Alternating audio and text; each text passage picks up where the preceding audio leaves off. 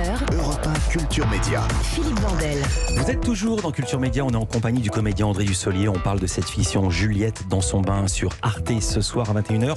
On va mieux vous connaître avec le portrait pré-fame de Lisa Marie Marquez, le portrait de notre célébrité avant sa propre célébrité. Bonjour Lisa Marie. Bonjour Philippe, bonjour André Dussolier. Bonjour. Vous avez 50 ans de carrière à votre actif, plus de 100 films, 22 pièces de théâtre, vous avez obtenu 3 Césars et un Molière. Mais comment en êtes-vous arrivé là? On va rembobiner et revenir sur ce qui vous est arrivé avant d'être célèbre. André Dussolier, vous êtes né à Annecy et vous avez grandi à Cruseilles, un village de Haute-Savoie, un village de montagne proche de la frontière suisse. Vous êtes fils unique, vos parents sont fonctionnaires, trésoriers aux impôts.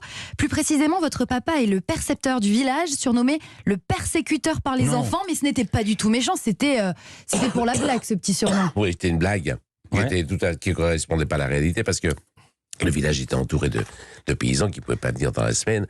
Donc mon père les accueillait le dimanche, ce qui est assez rare dans l'administration. Et pour le remercier, il nous mettait des œufs, des salades, etc. sur le bord de la fenêtre parce qu'il délivrait les permis de chasse, les pensions, enfin voilà, c'était une vie de village, quoi. Malgré tout, André Dussolier, avoir des parents trésoriers aux impôts, ça ne laisse pas indemne. Vous entendez parler de chiffres tous les jours à la maison. Vous vous réfugiez alors dans les lettres, dans les livres, dans les jeux d'enfants et dans les rêves. Vous êtes un enfant plutôt solitaire. Et puis un jour, une prof de français vous emmène voir Poil de carotte de Jules Renard au théâtre. C'est un émerveillement, une révélation. Vous avez à peine 10 ans, c'est bien ça ? Ah oui, je savais même pas que le théâtre existait et c'était une révélation en effet parce que tout d'un coup sur scène, il y a des gens qui pleurent, qui rient, qui disent des choses qu'on dit pas à la maison. Il y a des gens dans la salle aussi qui applaudissent, les mêmes gens d'ailleurs qui à la maison seraient assez sévères et austères s'ils entendaient ça. Donc tout d'un coup, j'ai trouvé que la vie était beaucoup plus intense. Question importante, vous aviez la télé à l'époque? Non. C'était la première fois que vous voyiez une fiction de votre vie. Absolument. Incroyable l'effet que ça peut produire. Ouais. Au même moment, vous découvrez ce qui va devenir votre autre passion, le football. Vous commencez par jouer le dimanche midi et cette passion ne va plus vous quitter. André Dussolier, vous grandissez, vous pratiquez le théâtre au collège puis au lycée, mais vos parents, surtout votre papa, préfèrent la tradition scolaire. Et il ne vous semble pas possible d'envisager de devenir comédien, d'en faire votre métier. C'est un loisir, d'autant que votre père vous a appris une devise: si tu ne trimes pas, tu ne seras rien. Et il vous rêve, je crois, plutôt sous-préfet ou pharmacien. Oui. J'aime bien. Je souris parce que je pense au rêve de sous-préfet, pas préfet, sous-préfet. Sous-préfet. Oui, sous-préfet. Sous-préfet. C'était déjà pas mal, Ouais. quoi, évidemment. Il mettait pas la barre trop haut, mais quand même, pour moi, elle était immense, inaccessible. Vous suivez donc des études plus traditionnelles, j'ai envie de dire. Vous obtenez une maîtrise de lettres modernes à Grenoble. Et là, on vous propose, je crois, un poste d'assistant en philosophie à l'université d'Oran.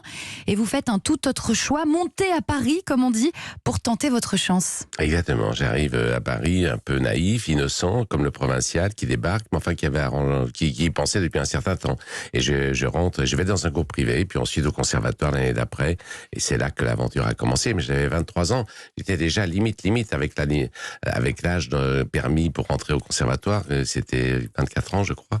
Et donc j'ai mis les bouchées doubles et je me suis amusé avec toute une génération, Jacques Villeray, Nathalie Baye, enfin tout le monde, c'était notre joie d'être Qu'est-ce que ça comédien. veut dire mettre les bouchées doubles? Parce qu'il y a des gens qui ont du talent et des gens qui n'en ont pas, mais ceux qui n'en ont pas, ils peuvent mettre même les bouchées triples, ils en auront jamais. Le travail est nécessaire, vraiment. Même dans votre métier. Ah oui, énormément, oui, énormément. Il y a une très jolie formule. Le travail est nécessaire. Il ne faut pas qu'on voit les coutures. Donc ça demande beaucoup de travail de pas voir les coutures. Et le conservatoire, vous ressortez avec le premier prix, puis vous intégrez la Comédie Française. Mais là, vous n'y restez qu'une seule année. Les règles y sont trop napoléoniennes, c'est bien ça? Oui, il y avait des grèves à ce moment-là et on n'avait pas le droit à plus de 2 congés. Donc j'avais déjà joué au TNP et je ne pouvais pas aller faire un film. Et les occasions de tourner dans un film sont rares. Et donc j'ai donné ma démission, mais vraiment malgré moi, parce que j'aurais bien voulu jouer certains rôles. Mais voilà, il y avait une période un peu particulière à la Comédie Française et on était plusieurs à sortir, dont il y avait Isabelle Adjani, il y avait Francis Perrin aussi. On a quitté la Comédie Française, mais à regret.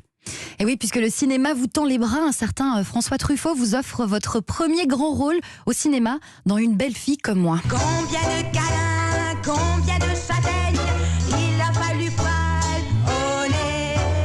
Combien de baissements et combien de baignes pour faire une belle fille comme moi.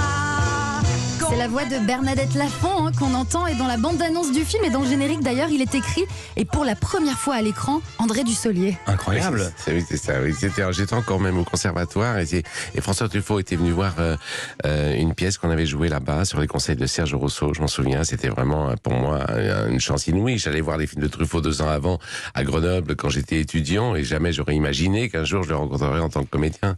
Et Truffaut un jour me surprend pendant ce tournage-là. Il me dit mais qu'est-ce que vous faites? J'étais derrière le décor et j'étais habitué qu'au théâtre. Il dit mais je lui dis mais je suis en train de répéter la scène qu'on vient de tourner pour voir si j'ai bien fait tout ce que je voulais faire. Et il me dit vous êtes le seul comédien avec Michel Bouquet à répéter les scènes une fois que vous les avez tournées. Après. Voilà, oui. Parce qu'après c'est fini. Hein. Je dis ça pour C'est ceux plus qui la ne savent peine. pas. Ouais. J'avais pas compris le cinéma encore. André Dussolier, vous allez continuer votre chemin dans le cinéma, devenir l'acteur fétiche du réalisateur Alain Resnais. À vos débuts, vous collectionnez alors les rôles d'intello avant qu'une curieuse addition change la donne et révèle votre potentiel comique. Cette addition, c'est le film 3 hommes et un couffin qui vous révèle à un très large public avec ses 10 millions d'entrées. André Dussolier, la suite, on la connaît et moi, je m'arrête là. Merci beaucoup Lisa Marie Marquez.